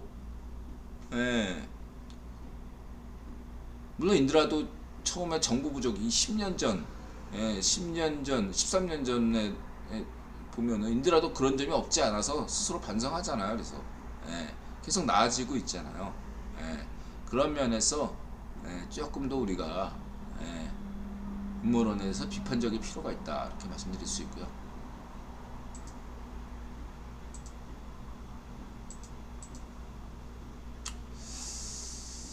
뭐 이거는 어저께 비판했죠. 당신이 제일 악질이다 이렇게 얘기했습니다. 트럼프보다 버니 샌더스보다 푸틴보다 시진핑보다 문전비보다 반쪽정원보다 더 위험한 파시스트리 인터넷 좌우 파시스트입니다. 그리고 뭐 국뽕 재밌는 얘기 해주셨네요. 국뽕이 정말 그런 것 같아요. 요즘 국뽕이 반중 국뽕이더라고. 그렇더라 하더라도 너무 국뽕도 적당히 하셔야 돼. 조회수 올리는 건 뭐인더라도 그냥 인지상정이니까 넘어가는데, 너무 지나친 국뽕은 대한민국 국익에 보탬이 안 됩니다. 잘난 척 너무 할 필요 없어요. 그 맹꽁이 시파르가 동북공정이네 중화주의네 이런 거 하면 그 좋은 게 아니에요. 뭐 노브맨도 뭐 어떻게 얘기했으니까 넘어가겠습니다. 선을 넘은 건 아니다 이렇게 보고 있고요. 브래드 TV가 좀 애매한 태도를 보였다 하고 은근슬쩍 비판하니까 확실히 노선을 정했네요. 브레이드 TV에서도 우크라이나 처음에는 이스라엘은 저 브레이드 TV가 중립이었어요. 예, 그러다가 이번에 확실히 우크라이나 쪽으로 인드라가 약간 비판했거든. 브레이드 TV가 좀 애매하게 운전비처럼 애매모호하게 움직이고 있다 뭐 이러면서 슬쩍 까니까 브레드 TV도 확실히 노선을 정했네요. 저렇게 샤라스키가 부시 때 등장했던 좌이파쇼 정권 시절에 탄압받아가지고 있던 사람이죠. 샤라스키 유명한 사람 양반입니다. 부시 정부 때 그 민주주의 뭐 이런 거 썼던 사람이에요. 참고하시고.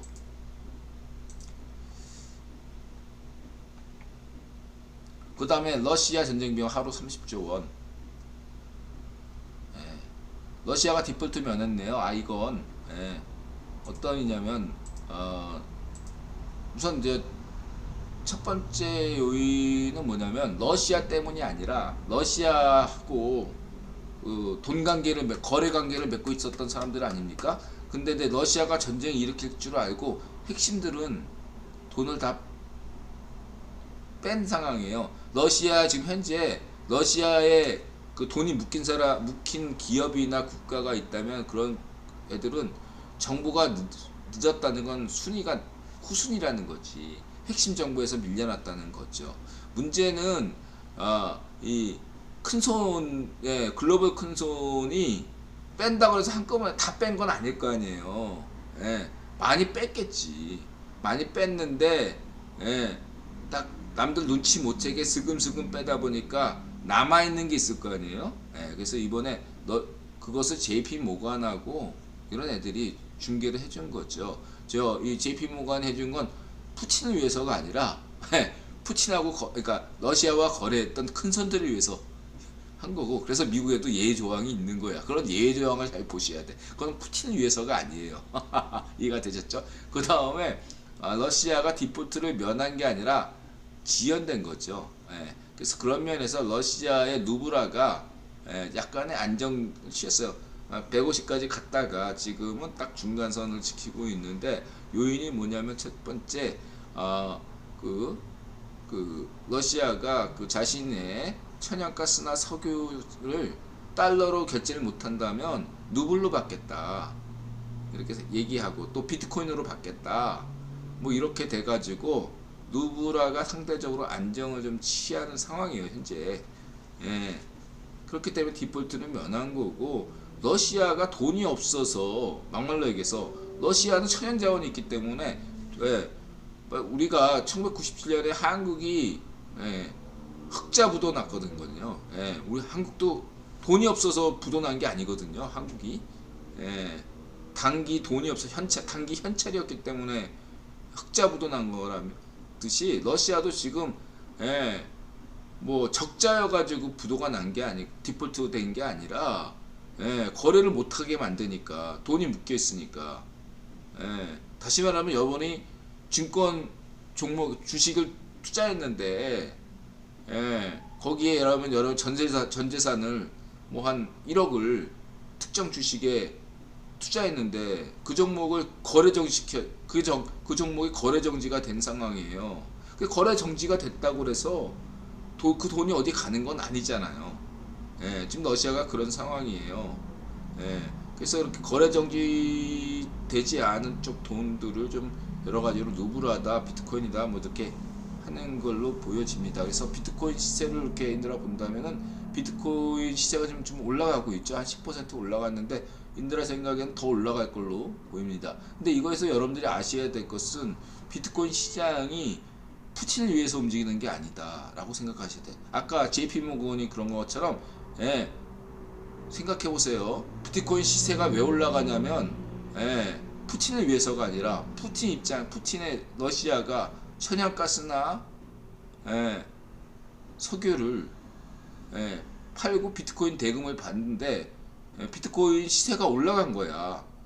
10% 내지 20% 더 비싼 가격에 비싼 가격으로 더 싼 가격, 상대적으로 상대의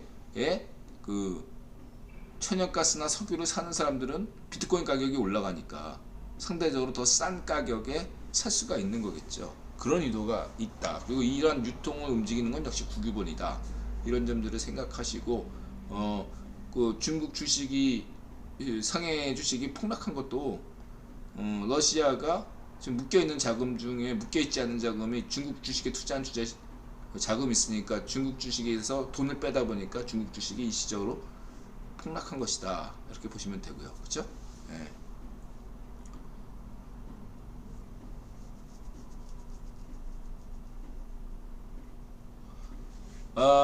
지금 아까 잘하면 있잖아요. 예. 반쪽 정원도 합리적이라고 볼 수 있는 거예요. 근데 사람 미치면은 예, 답이 없는 겁니다. 예. 사람 한번 미치면은요, 예, 되는 거예요.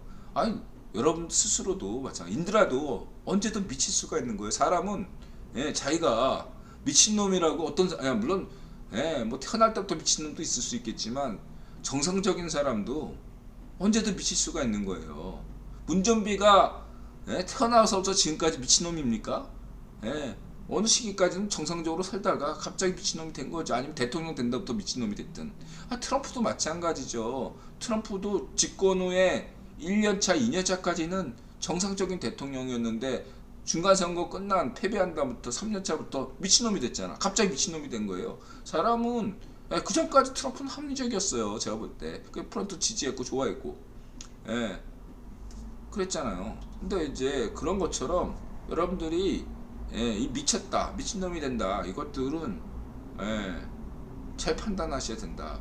예, 합리적인 것과 미친 것이 그게 같을 수가 있냐? 사람이 갑자기 미치니까. 그렇죠? 예. 그리고 그것도 국유원의 어떤 통제 가능 범주 안에 있다 이렇게들 강조하는 거죠. 이게 어디에 이렇게 예, 뻑 가게 되면 사람이 그렇게 미친놈이 되는 거죠. 남들이 볼 때 미친놈이 본인들이 미쳤다고 생각합니까? 아니지. 푸틴은 자기가 여전히 미쳤다고 생각하지 않을 거죠. 판척정원도 자신이 미쳤다고 생각합니까? 아니죠. 문전비도 자기 자신이 미쳤다고 생각합니까? 아니죠. 예, 그렇게 보시면 되고요.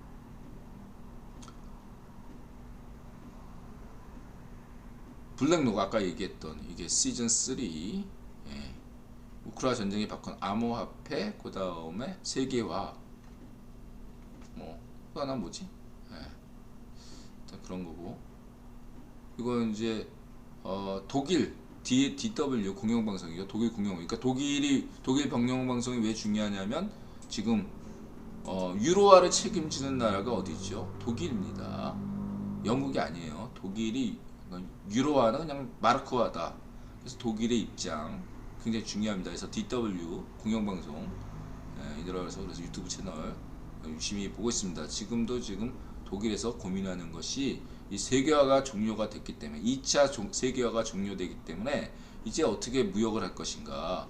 딱 보니까 독일이 구역하는 나라 중에 예? 민주주의 국가가 있고 반쪽정과 같은 이러한 파시 국가가 있는데 현재 독일이 교역하는 나라가 민주주의 국가보다 한국과 같은 민주주의 국가보다 반쪽정원 같은 애들이 지배하는 파시 국가가 더 많다 이거죠. 이럴 때 독일에 어떻게 길을 가야 될 것인가 고민하는 그런 대목이 있으니까 이러한 대목들이 지금 전 세계 지도자들에게 다 지금 과제로 시대적 과제로 나오고 있고 그래서 이제 성렬형이 실용주의 뭐 이렇게 얘기하는 거죠. 제명의 실용주의는 그건 의미가 없는 거고요. 실용주의가 어디서 나왔습니까? 미국에서 나온 거잖아요. 철학이. 그래서 잘 생각하시기 바랍니다. 성렬형의 실용주의 얘기하는 것도 결코 그렇게 그냥 충동적으로 나온 게 아니라는 걸 여러분들이 잘 아셔야 되고요. 우크라이나 전쟁 관련 이슈 이 친구가 이제 조제의 길 어떤가 요즘 환경 글로벌 마켓에서 저렇게 좋은 정보들이 계속 잘 나와요. 그 시노팩 어저께 얘기했죠. 이거 다 너 석유화학 투자 보류 제재 우려 이런 거예요. 중국 애들도 걱정한다고 얘기했죠. 뭐냐 다 주인이 있다니까. 푸틴이 교체되면 다 주인이 있어요. 그때 이제 함부로 투자 못하니까 10년 동안 우중이 같은 김우중 같은 친구들 일단 한 10년 동안 위임 통치 맡겨놨다가 진짜 주인들이 이제 나중에 이렇게 되는 거고, 푸틴이 만약에 교체되면 푸틴 끝났다고 인들 어저께 선언했죠. 끝났으면 한 혼란기가 있을 거 아니야. 그때 함부로 들어가다가 주인 아닌 거 싸다고 들어가면 착살나요. 중국도 함부로 못 들어갈 러시아의 생각보다. 여러분들 잘 생각하세요. 러시아의 그 천연 자원들 9번 거예요. 북한의 뭐 우라늄 광산이니 그런 게 반쪽 적은 게 아니에요. 9번 거라고. 여러분들은 맨날 강조하잖아. 통일되면 9번 계획이 있다니까. 그 9번과 한국이 잘 윈윈해서 해야 되는 거지. 함부로 9번 무시하고 뭐 북한의 그 어떤 지하 자원 같은 거를 막 이렇게 군침 흘리면은 큰일 나요.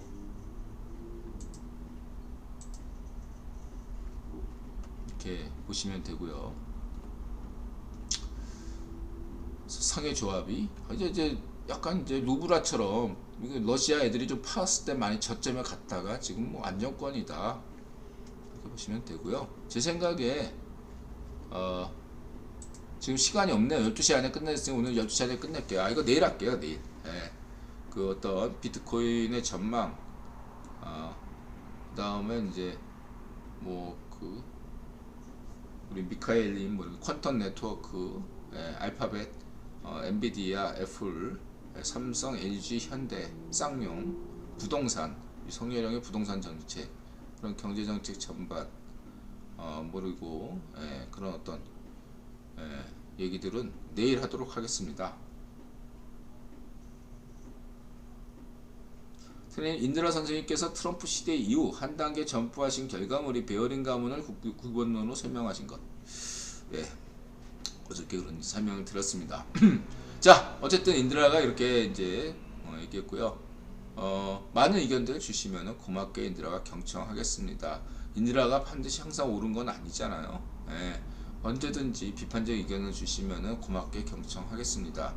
그러면서도 여러분들 인드라가 강조드리고 싶은 것은 한편으로 비판하면서도 다른 한편으로는 보다 창의적인 국위보는 지금 어느 때보다도 한국인에게, 성렬형 정부에게, 여러분에게 창의력을 요구하고 있습니다.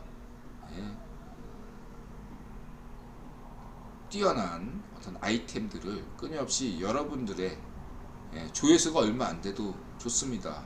한 자릿수라도 좋아요. 그냥 자신의 블로그나 유튜브 채널에 공개하시건 아니면 인들한테 비밀 댓글을 달아주시건 어떠한 방식이든 좋습니다. 그래서 좋은 의견을 주신다면 세계 평화와 대한민국 경제 발전, 복지에 큰 보탬이 될 거라고 생각합니다. 지금은 성렬형과 허니문 관계를 가지고 성렬형 정부에 아낌없이 아이디어를 제공할 때입니다. 대한상공에 있어 최태원 회장이 10,000개의 아이디어를 전달했다고 하네요. 저는 11,000개의 아이디어를 준비하겠습니다. 최태원보다 1개 더 많게. 최태원 좋아해요. 농담이었습니다. 마음을 열고 자세를 낮추고 세상에 감사한다. 마다세 고맙습니다. 행복하시고 부자 되시고 건강하세요. 내일 뵙겠습니다.